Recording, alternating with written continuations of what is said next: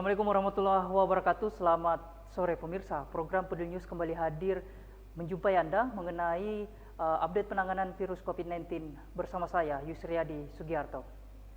Pemirsa, kami akan mengabarkan rangkaian berita yang kami relay dari Badan Nasional Penanggulangan Bencana Republik Indonesia mengenai sukses isolasi mandiri selama 14 hari. Iya, inilah menjadi kunci kita dalam upaya untuk mencegah dan mengendalikan penyakit ini. Kita tahu bahwa penyakit ini adalah penyakit menular, artinya akan menular dari orang yang sakit, yang kita sebut sebagai sumber, kepada orang lain yang kemudian rentan. Ini yang kemudian kita sebut sebagai orang yang rentan. Manakala mekanisme transformasi penyakit dari sumber kepada orang yang sakit ini masih berlangsung terus, maka kita akan tahu bahwa penularan akan berjalan terus. Oleh karena itu, yang sakit inilah yang harus kita lakukan pemisahan, kita pisah ya. Namanya kalau di dalam istilah penyakit itu kita karantina, atau bahasa yang lebih halus lagi kita sebutkan kita isolasi, gitu ya. Ini dalam rangka untuk memisahkan antara sumber penyakitnya, faktor manusia yang membawa ini, dengan masyarakat sekitarnya yang kita yakini rentan. Jadi kalau berbicara tentang isolasi, berarti kita memisahkan sumber penyakit dari masyarakat lain. Ini intinya seperti itu sebenarnya. Jadi siapa saja sih Pak yang harusnya mengisolasi dirinya sendiri Pak? Ya, yang pasti adalah orang yang sakit.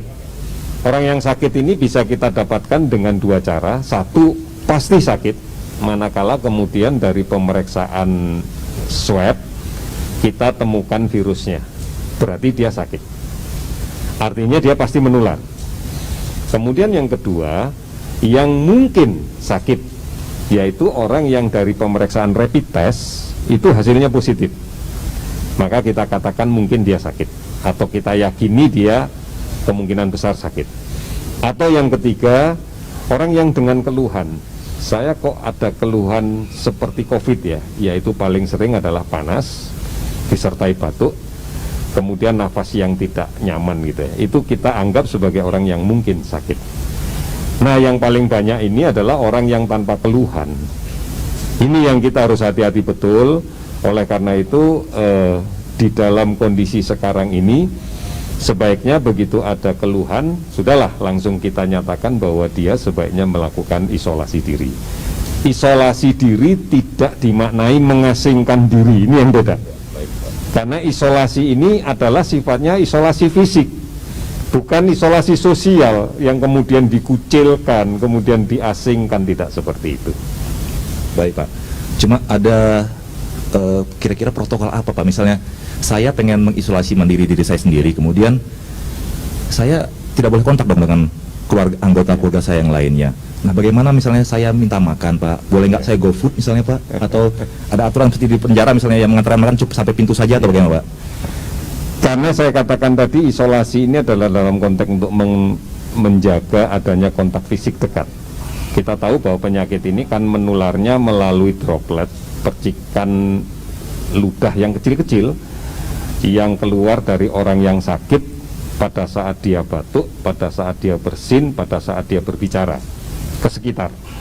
Itu bisa menjangkau jarak sampai 1,5 meter lah kalau kita mau aman. Artinya kalau tidak ingin terpapar ini mestinya lebih dari 1,5 meter. Kita lebih gampang 2 meter gitu ya. Nah, di 2 meter lah inilah yang menjadi jarak.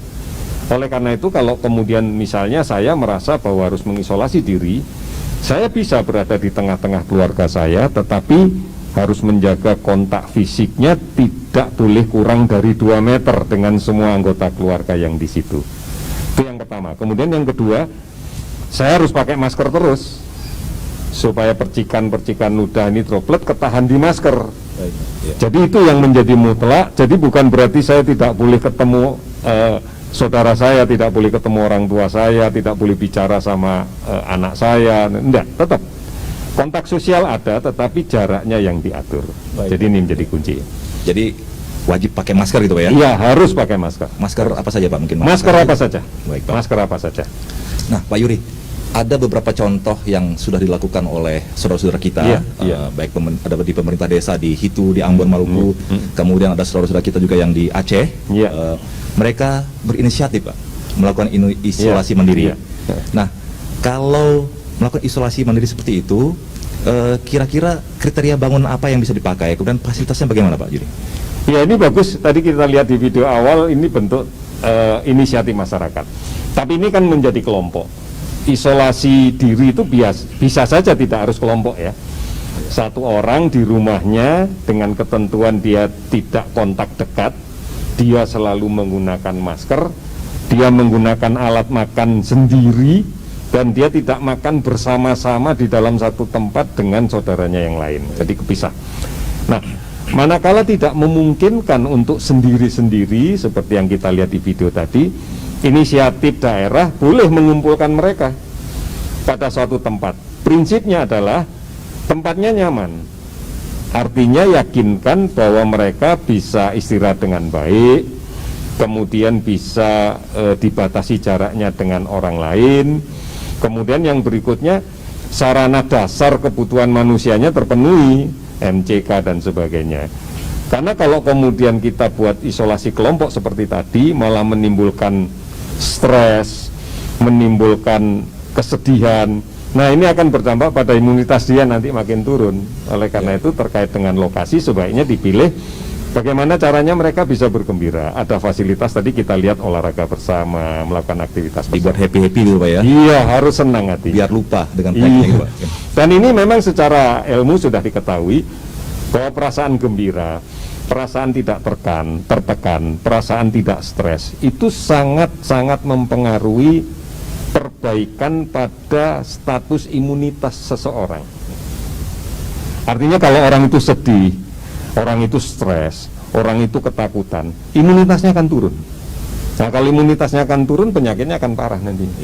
Jadi kuncinya silakan disiapkan di tempat mana saja kalau memang itu inisiatif masyarakat, tetapi membawa rasa bahagia, rasa tenang. Dan ini kuncinya cuma satu sebenarnya, memberikan pemahaman kepada saudara-saudara kita bahwa dia memang harus mengisolasi diri. Ini kan prinsip dari komitmen kuat kita bahwa yang sakit melindungi yang sehat. Dia sadar sepenuhnya bahwa saya harus melakukan isolasi, kalau enggak nanti tanggung pribadi lah, Pak ya, gitu ya. Iya, betul. Sehingga tidak ada merasa seperti di penjara itu. Ini yang penting. Kemudian begini, Pak. Jadi apa yang dilakukan oleh pemerintah desa seperti di Hitu, kemudian oleh di Janto tadi, kita perlu apresiasi, Pak, itu langkah-langkah inisiatif dari pemerintah itu, Pak. Iya, harus diapresiasi. Ini bentuk partisipasi masyarakat yang sangat-sangat bagus, luar biasa. Kami salut dengan yang seperti itu, karena kan kita sudah menyampaikan dari awal, pemerintah sudah menyadari dari awal bahwa ini masalah bersama. Bukan hanya masalah pemerintah saja, ini masalah bersama, masalah kita bersama, masalah rakyat. Bentuk-bentuk kegiatan inisiasi dari masyarakat tadi itu membuktikan bahwa kita bisa, kita mampu gitu. Ini bagus. Kami sangat mengapresiasi ini. Jadi bisa jadi contoh buat pemerintah desa, RT, RW yang ada di seluruh Indonesia itu, Pak ya. Betul. Untuk mencegah penyebaran COVID-19.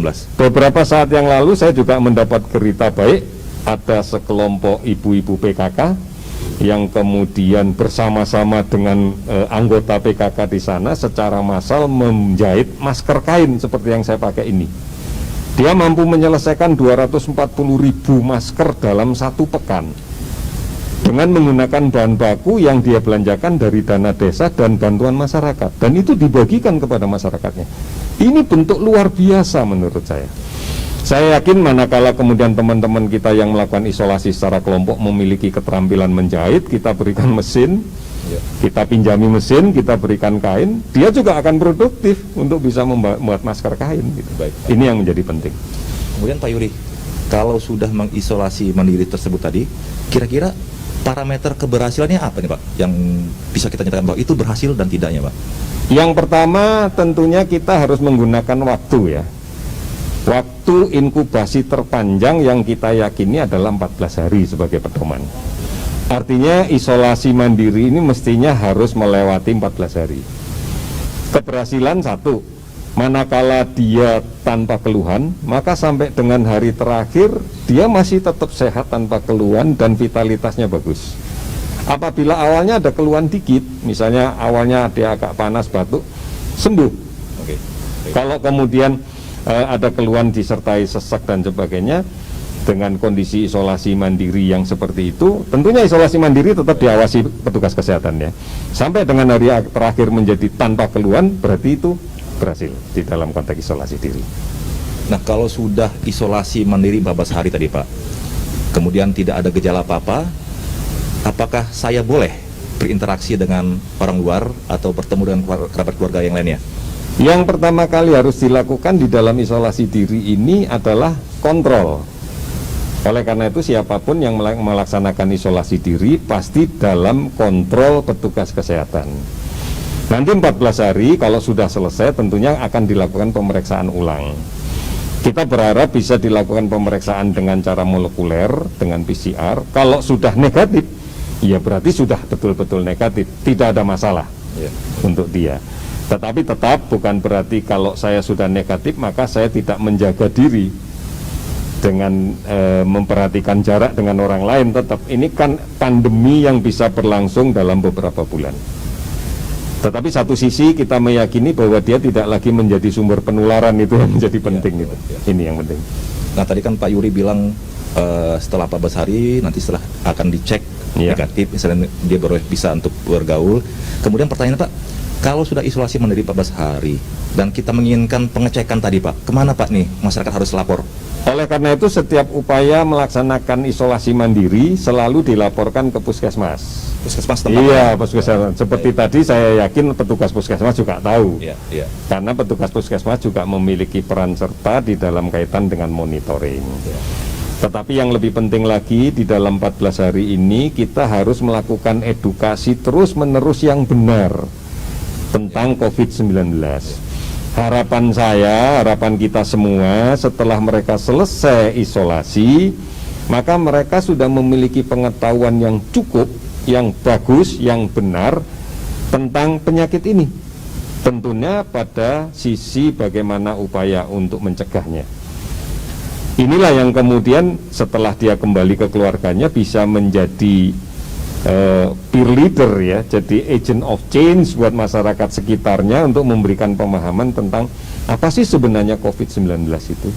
Jadi bukan hanya sekedar kita lakukan monitoring, isolasi kasus positif, tetapi juga disertai dengan edukasi yang benar. Sehingga mereka lah nanti setelah kembali ke keluarganya bisa menjelaskan ke yang lainnya tentang COVID-19 ini. Termasuk mungkin saudara-saudara kita yang sudah sembuh Pak, bisa membagikan pengalamannya kepada masyarakat yang lainnya, bagaimana kiat-kiatnya untuk sembuh, itu mungkin penting Pak, sehingga masyarakat percaya bahwa ini bisa sembuh sebenarnya Pak. Betul.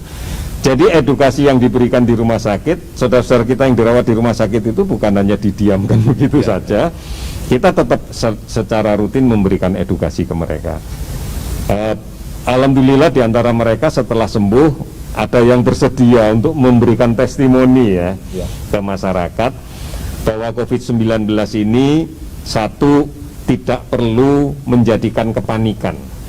Itu yang kuncinya. Karena penyakit ini harus dihadapi dengan cara yang benar dan serius. Tidak boleh panik, tapi nggak boleh kemudian main-main. Nggak boleh kemudian sembrono gitu ya. Atau meremehkan, itu nggak boleh. Ini penyakit ini serius, tetapi nggak usah panik. Karena pada hakikatnya ini penyakit yang bisa disembuhkan. Bisa disembuhkan Pak ya? Bisa disembuhkan, data dunia mengatakan lebih banyak yang sembuh kan? Baik, nah, ini. Jadi itu yang harus kita yakini, bahwa penyakit ini bisa disembuhkan, sehingga masyarakat memiliki kepercayaan diri. Tidak perlu panik, tetapi jangan sembrono. Itu kuncinya. Ya. Tidak perlu panik, tetapi jangan sembrono. Jangan sembrono. Kemudian gini Pak Yuri, pemerintah kan sudah menghimbau masyarakat untuk stay at home, tinggal di rumah. Kemudian himbauan untuk tidak mudik Pak. Tetapi kan memang ada saudara-saudara kita yang sudah terlanjur mudik nih Pak. Kira-kira apa sih Pak yang protokol atau SOP yang harus dilakukan oleh masyarakat yang sudah terlanjur mudik tadi Pak? Kan mungkin tidak akan enak juga misalnya dia merasa ketika saya kembali kok saya tidak bisa ketemu keluarga saya. Nah kira-kira gimana ini Pak? Tetap bahwa siapapun kalau kemudian melakukan, ya terpaksa harus melakukan bepergian gitu ya, terpaksa harus melakukan bepergian, maka tetap yang harus dilakukan yang pertama adalah jaga jarak di dalam berkomunikasi. Silakan kalau sudah ada di rumah, di kampung, jaga jarak. Nggak boleh salaman gitu Pak ya? Iya, sementara tidak boleh salaman, tidak rajin cuci tangan, bahkan menurut saya jelaskanlah ke saudara-saudara kita yang di kampung gitu, jelaskan. Oleh karena itu selalu kami katakan bahwa risikonya terlalu tinggi kalau kita harus bepergian dalam situasi yang seperti ini. Ya. Karena kita tidak hanya berbicara bagaimana saya di rumah di Jakarta misalnya, kemudian saya katakan pindah kampung ke Jawa Timur sampai di sana. Ada perjalanan panjang yang kita lakukan, yang sangat mungkin akan ketemu dengan banyak orang, dengan berbagai situasi. Inilah yang kemudian memunculkan resiko-resiko yang lebih besar. Artinya kita tidak berbicara dari startnya dan finishnya, proses ini. Sebagai contoh sederhana, begitu kita katakan begitu saya ingin pulang kampung misalnya, begitu saya sampai terminal, saya akan ketemu banyak orang yang saya nggak tahu apakah mereka sakit atau tidak. Ya. Begitu saya naik kendaraan, saya juga nggak tahu ketemu dengan orang yang seperti apa di dalam kendaraan. Apalagi dalam kendaraan katakan bus yang tertutup dengan AC, ya sirkulasi udara di situ ya terputar di situ aja. Katakan kemudian ada orang lain yang sakit dan sebagainya, batuk dan kemudian mengenai kursi, tempat duduk dan sebagainya, mengenai pintu, kita pegang dan sebagainya, sangat mungkin kita akan berisiko tertular. Ini yang penting. Jadi dengan kata lain, kita jangan sampai menjadi pembunuh potensial. Nah, itu buat dia. keluarga kita yang di kampung, bapak Iya. ibu kita, saudara-saudara kita yang lain, karena kita nggak sadar bahwa kita Iya. carrier COVID-19 itu Pak ya. Iya, hati-hati ini kadang-kadang kalau kita bisa saja sekarang gambaran yang terbanyak hampir sekitar di atas 60% atau ada yang mengatakan sampai 70% penderita positif COVID-19 ini tanpa gejala, atau kita sudah mengenal dengan sebutan OTG itu ya, orang tanpa gangguan, tanpa gejala. tanpa gangguan, tanpa gejala. Nah, dia bisa saja kemudian merasa tidak sakit karena tanpa gangguan. Bahkan dengan gangguan yang minimal, kadang-kadang persepsi sakit itu kan beda ya. Kalau di kampung saya namanya sakit itu kalau sudah nggak bisa bangun, nggak bisa nyangkul di sawah, itu baru dibilang sakit. Tapi di masyarakat yang lain jerawatan satu mungkin sudah cari dokter spesialis kulit itu kan. Jadi persepsinya beda.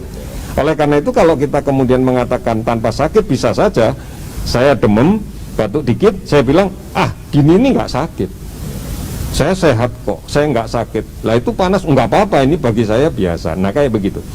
Ini yang kemudian bisa menjadi potensi untuk terjadinya sumber penyebaran baru di kampung kita. Apalagi kemudian kita tidak menjaga physical distancing ya. Kemudian katakan yang sederhana, namanya pulang sama-sama keluarga, makan bareng-bareng dalam satu meja, kita batuk, mencemari alat makan yang lain, mencemari sendok, rak sendok dan sebagainya, semuanya akan menggunakan itu, ya pasti akan nyebar. Ini yang menjadi problem kita. Mungkin terakhir Pak, ada hal-hal khusus yang Bapak pesankan kepada masyarakat kita ini Pak tentang isolasi mandiri ini Pak? Yang pertama, mari kita berpikir jaga jangan sampai orang lain sakit. Kalau kita merasa bahwa kita membawa penyakit, jaga jangan sampai kita menularkan ke orang lain. Oleh karena itu isolasi mandiri tujuannya adalah membatasi ruang gerak kita agar tidak menularkan ke orang lain. Dan orang lain harus menyadari dan mendukung itu. Mari kita bantu yang mengisolasi diri gitu ya. Baik, Pak. Kita support itu. Baik, terima kasih Bapak Yuri atas Sama-sama. diskusi yang hangat ini. Demikian tadi para pemirsa sekalian, perbincangan kami dengan juru bicara pemerintah bidang penanganan COVID-19, Bapak Dr. Ahmad Yuryanto.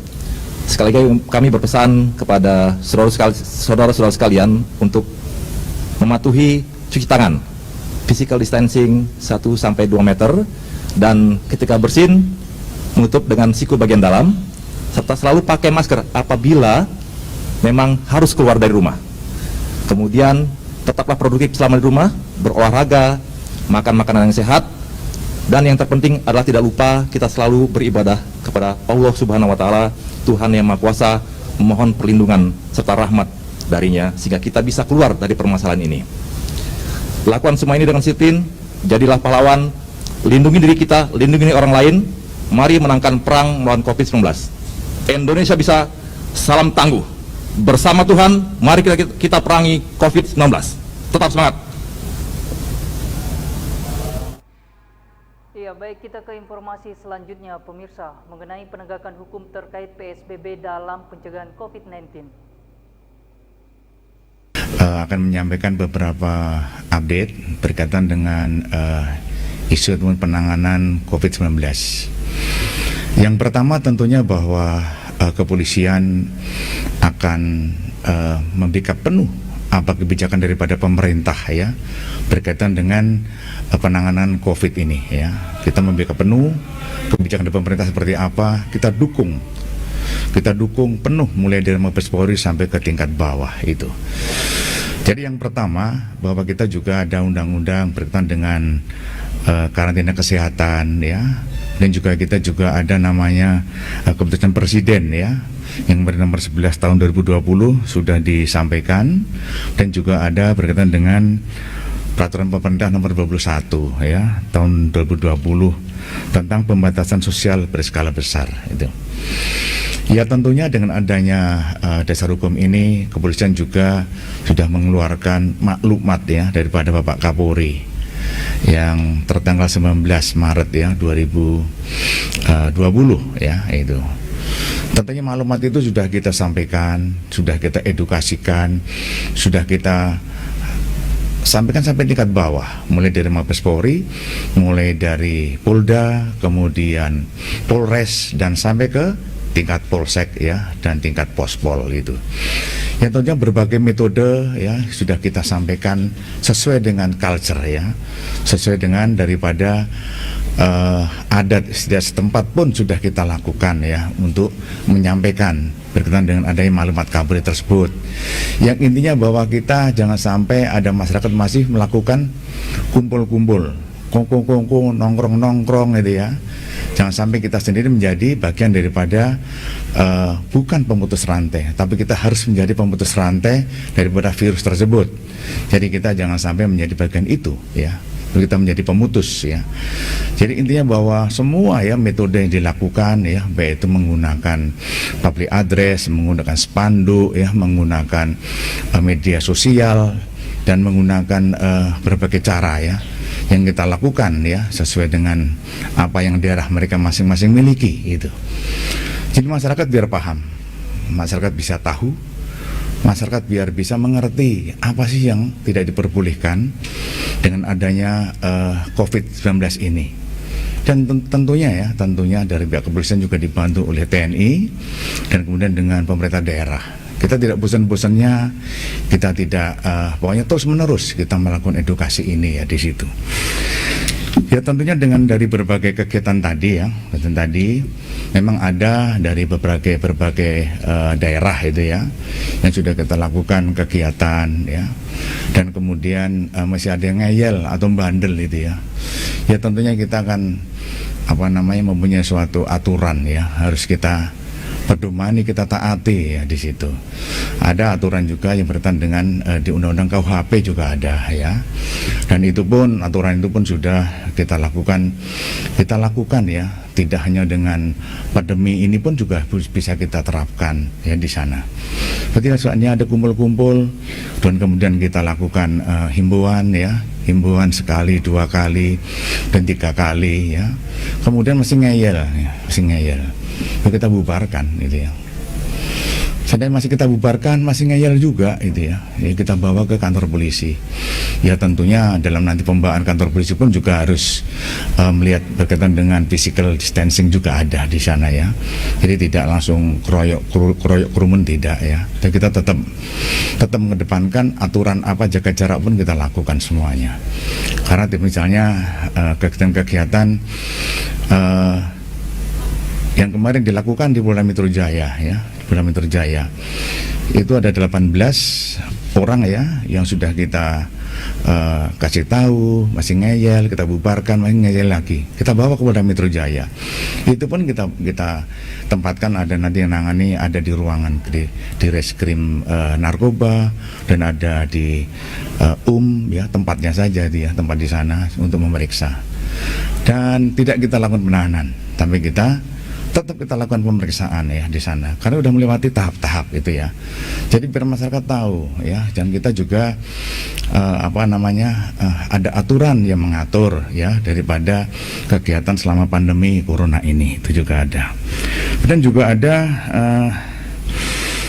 TR ya, daripada Kapolri ya, yang ditantangani oleh Kabar Eskrim berkaitan dengan pandemi corona ini ya. Itu ada TR berkaitan dengan TR nomor 1098 tanggal 4 April kemarin itu ya. Itu berkaitan dengan penanganan kejahatan yang potensial terjadinya selama PSBB itu sana. Itu banyak, ada misalnya nanti ada street crime, misalnya ada kejahatan, itu pun kita tangani semua. Dan juga ada misalnya menolak atau melawan petugas yang berwenang, itu juga bisa ya. DKUHP juga diatur. Dan juga ada Telkom Kapolri berkaitan dengan ketersediaan bahan-bahan pokok itu ya. Jadi ada TR ini juga kita sampaikan ya. Kemudian juga ada TR berkaitan dengan kejahatan cyber ya, kita buatin juga. Dan kemudian juga ada kejahatan potensial yang terjadi dalam masa penerapan PSBB ya di sana. Ini dari Kabar Eskrim sudah menyampaikan kepada seluruh Direktorat Reserse di seluruh Polda menggunakan Vicon ya. Jadi disampaikan. Jadi untuk membreakdown daripada peraturan Presiden dan undang-undang kesehatan itu kita breakdown hingga menjadikan suatu TR seperti ini ya. TR udah kita buat, kita sosialisasikan kepada semua penyidik itu ya. Penyidik biar paham, dan kemudian juga petugas di lapangan pun juga kita latih ya. Kita latih menggunakan video conference ya. Jadi biar paham, biar sama apa yang dilakukan oleh Mabes Polri sampai tingkat bawah ya, itu sama semuanya, tidak ada perbedaan di sana. Kemudian daripada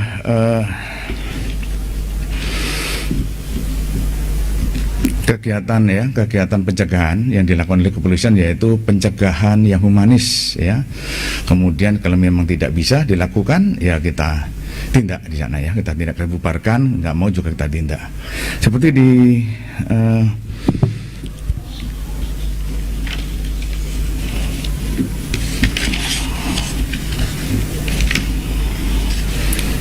kemudian beberapa kegiatan juga di Jawa Timur misalnya ya. Di Jawa Timur itu ada kegiatan pembubaran di beberapa lokasi ya. Tapi karena masih ngeyel kita bawa ke kantor polisi. Jadi jajaran seluruhnya Jawa Timur ya, jajarannya baik Polres maupun Polda itu. Ada sekitar 3.000-an ya. 3.000-an masyarakat yang suruh buat pernyataan agar tidak mengulangi lagi ya dengan adanya virus pandemi ini itu. Kemudian juga ada dari yang tadi ada telegram tadi berkaitan dengan bahan pokok ya. Jadi dari Satgas Pangan sudah melakukan penyidikan sebanyak 18 kasus ya, yaitu baik itu penimbunan, baik itu meningkatkan harga daripada APD ya maupun harga yang lain itu. Jadi ini tetap ya, Satgas Pangan tetap bekerja dengan instansi terkait ya, dengan ASN yang lain, tetap misalnya mendapat informasi adanya kenaikan harga maupun penimbunan, langsung kita lakukan penyelidikan. Dan ternyata kita sudah selama ini ada 18 ya kasus yang sudah kita tangani itu. Kemudian juga edukasi pada masyarakat itu sudah kita lakukan sebanyak 26.695 kali untuk edukasi berkaitan dengan COVID ini. Dan publikasi Humas Polda Mabes Polri itu ada 51.977 kegiatan. Dan untuk pembubaran massa atau kerumunan masyarakat itu ada 10.873 kali kita membubarkan. Dan kemudian untuk Gakum sudah tadi 18 orang yang di Polda Metro Jaya. Dan kemudian juga ada kasus hoax. Jadi kasus hoax sudah kita tangani sampai dengan tanggal 5 April ini sebanyak 76 kasus. Itu ada di Bareskrim 6 kasus, di Kaltim 6 kasus, Polda Metro Jaya 11 kasus, di Kalimantan Barat 4 kasus, Sulawesi Selatan 4 kasus, Jawa Barat 6, Jawa Tengah 3, dan Jawa Timur ada 11, dan Lampung ada 5, dan Sulawesi Tenggara ada 1, Sumatera Selatan dan Sumatera Utara 3 kasus masing-masing, Kepulauan Riau 1, Bengkulu 2, dan Maluku 2, NTB 4 kasus, Sulawesi Tengah, Aceh, Kalimantan Utara, Sulawesi Utara, Papua Barat, dan Sulawesi Barat masing-masing 1 kasus. Jadi ada 76 kasus. Jadi dari kasus ini tentunya kan ada tersangkanya, ya, ada tersangkanya. Dan penyidik mempunyai wewenang tersendiri mengenai berkaitan dengan tersangka ini apakah ditahan atau tidak, ya, di sana. Kasus tetap berjalan seperti yang Polda Metro Jaya, karena ancaman 4 bulan kasus tetap berjalan dan tidak dilakukan penahanan. Sedangkan untuk kasus hoax sendiri penyidik mempunyai kewenangan apakah nanti akan ditahan kota, ada penahanan rumah, semuanya mempunyai penyidik yang mempunyai kewenangan tersebut. Apakah tidak dilakukan penahanan, tetapi kasus tetap bergulir, gitu ya. Jadi tentunya semuanya masih bisa kita lakukan, ya, sesuai dengan aturan-aturan yang ada berkaitan dengan apa yang kepolisian lakukan. Kemudian juga dari kepolisian juga sudah membuat namanya FGD itu. Jadi FGD ini semua Polres, semua Polda melakukan suatu kegiatan seandainya nanti ada suatu kegiatan sistem pengamanan kota di wilayahnya masing-masing. Itu pun sudah kita lakukan. Jadi persiapan-persiapan dari kepolisian pun sudah kita lakukan. Semuanya kita lakukan dan kita bersama dengan unsur TNI, ya, yang kita gandeng, kita sama-sama untuk melakukan kegiatan tersebut, ya. Ada TFG yang kita lakukan, itu tactical floor game, ya. Itu jadi nanti anggota kepolisian bisa paham, bisa tahu dengan dibantu TNI dan Pemda kalau terjadi suatu kejadian yang tidak kita inginkan, apa sih harus kita lakukan, nah, itu, ya. Kepolisian sudah mulai menata diri sehingga kita bisa mendapatkan gambaran, ya, daripada kegiatan-kegiatan yang dilakukan di lapangan. Seandainya ada situasi yang terburuk, udah siap kita semuanya, ya, untuk membantu pemerintah di dalam kegiatan pandemi corona ini, itu. Mungkin itu teman-teman yang bisa kami sampaikan. Mungkin ada pesan, ya, ada pesan pencegahan, ya, berkaitan dengan kegiatan siang hari ini. Yang pertama adalah cuci tangan dengan sabun dan air mengalir. Itu yang pertama. Kemudian yang kedua, jaga jarak aman 1-2 meter, itu. Yang ketiga, beretika ketika bersin, menutup dengan siku bagian dalam, itu. Yang keempat, selalu pakai masker apabila berada di tempat umum, ya. Yang kelima, produktif di rumah, sekolah di rumah, bekerja dari rumah, dan beribadah dari rumah, ya. Lakukan semuanya dengan disiplin, jadilah pahlawan, lindungi diri, lindungi orang lain. Mari menangkan perang melawan COVID-19 ini. Indonesia bisa dan alam tangguh. Sekian dan terima kasih. Ya, baik pemirsa, itulah tadi laporan atau informasi mengenai sukses isolasi mandiri selama 14 hari dan penegakan hukum terkait PSBB dalam pencegahan COVID-19. Sekian News khusus update penanganan virus COVID-19 dari Badan Nasional Penanggulangan Bencana Republik Indonesia. Ikuti terus perkembangan update penanganan virus COVID-19 setiap pukul 11 dan pukul 14 waktu Indonesia Tengah. Terima kasih dan sampai jumpa.